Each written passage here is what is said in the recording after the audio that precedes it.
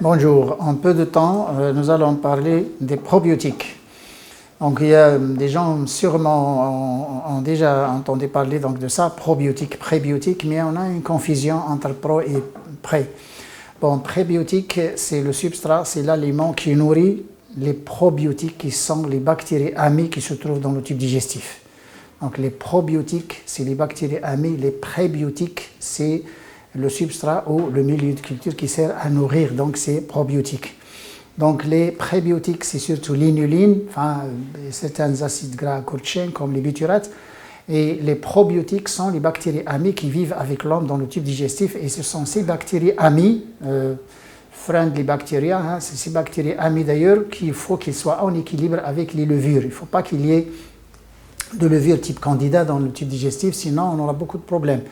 Et on voit actuellement, on constate qu'avec le régime moderne, avec les trop de sucreries et les trop de gras et le trop de fast-food, etc., donc les gens ne nourrissent pas ces bactéries amies dans le tube digestif.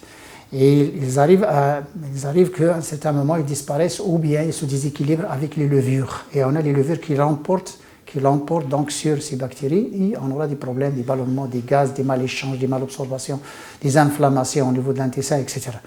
Donc les probiotiques, donc, c'est les bactéries amies et c'est les bactéries qui aident l'organisme donc, à se débarrasser donc, des choses indésirables comme les radicaux libres, et ces bactéries ils augmentent l'échange d'absorption dans le tube digestif, et c'est ces bactéries amies donc, qui permettent la physiologie du foie et aussi la physiologie de certains types de métabolisme donc au niveau du corps, surtout le métabolisme énergétique, d'être donc en bon état. Malheureusement, donc ces bactéries, comme je l'ai dit, les gens qui utilisent beaucoup d'antibiotiques, beaucoup de médicaments en quelque sorte, et les personnes qui donc, ont un régime alimentaire chargé en peroxyde, en mélanoïdes, en métaux lourds, en des produits de cuisson, donc type nitrosamine, même les nitrates, etc.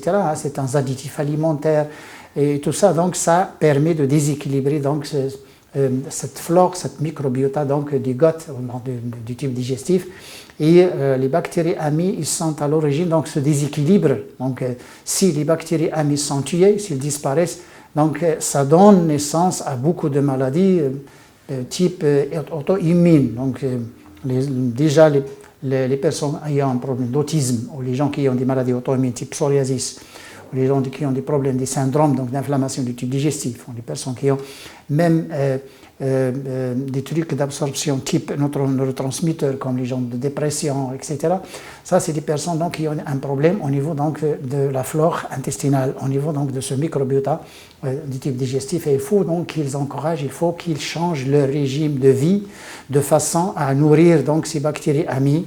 Et vous savez bien que ces bactéries amies se nourrissent à partir de l'inuline. L'inuline, donc, c'est le meilleur substrat qui fait vivre. Enfin, c'est une revivification donc, de ces bactéries au niveau du tube digestif. Donc l'inuline qui se trouve dans beaucoup de végétaux, dans la patate douce, dans le topinambour, dans les artichauts, donc les asperges, donc les navets, etc. Il y a beaucoup qui ont ces bactéries. Et pourtant, il faut éviter les choses donc, qui détruisent ou qui tuent ces bactéries amies qui se trouvent au niveau du tube digestif. Et il y a beaucoup de problèmes qui sont issus et qui sont causés par ce déséquilibre bactéries amies avec les levures au niveau du tube digestif, mais il y a beaucoup de personnes qui ne le savent pas. Donc à un autre épisode en peu de temps et au revoir.